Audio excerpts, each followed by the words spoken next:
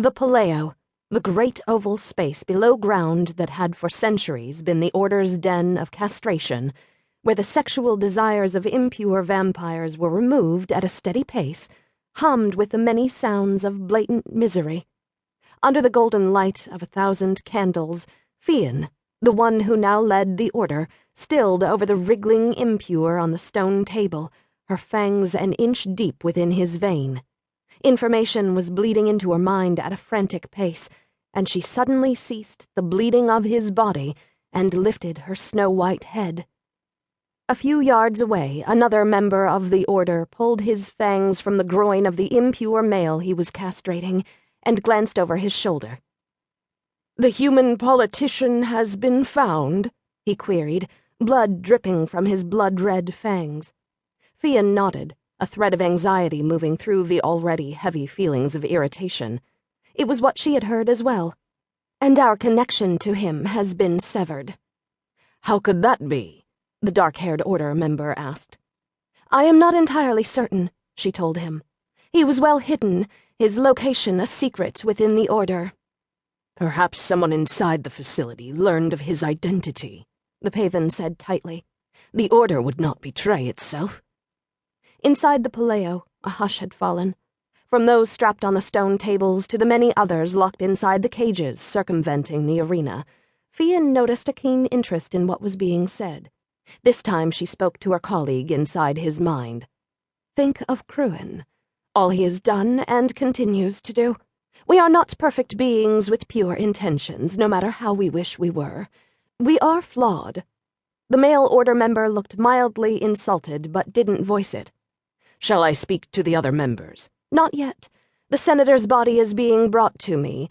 Along with the blood memories we've collected from his dead employees, we will piece together the truth. And the location of the Mutori female who has killed those employees." Fian nodded. The Mutori female. The one called Dillon, who had somehow not only escaped death at birth, but had managed to live as a Vena without detection. Still lived without detection. How had the Order not sensed her living among the vampire population? Perhaps they were truly flawed. It was a deeply humbling thought, but one that would serve as a reminder and as a fervent push to find this Mutori and bring her in, comb her mind to see if there were more like her roaming free. Fian glanced around at the faces of the Impures pressing through the bars of their cells. Impures breeding is problem enough, but those mutants, those animals who made it past their first breath, would sully our bloodlines like nothing else. Fian turned, her eyes narrowing on her fellow Order member. "If we allow even one Mutori to live, to breed, to think, to decide, it may change the way the Impures view their role and their place in society. We cannot have that." The Pavan nodded. "Let us see what the Senator's brain has to offer. He gave us the Mutori's name, her face, her beast. Perhaps in death he can give us her location," Fian said aloud, returning to the impure male before her, his puncture wounds calling to her razor-sharp fangs.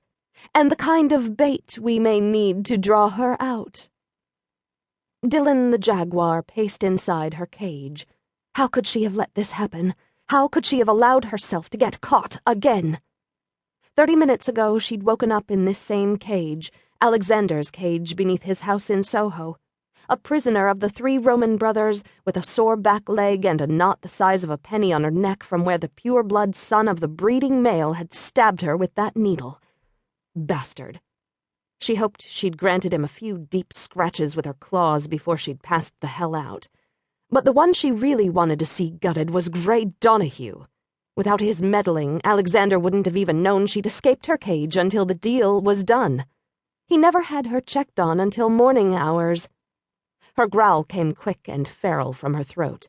Oh, all the ways she was going to rip the skin from that Impure's tight and formidable body. Her teeth and claws would work wonders, but the image she was having of a chainsaw and a guillotine really made her grin. Of course, she'd need to shift back into her Vena form to accomplish such a task.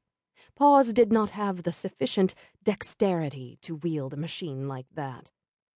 But she wasn't shifting any time soon now, was she?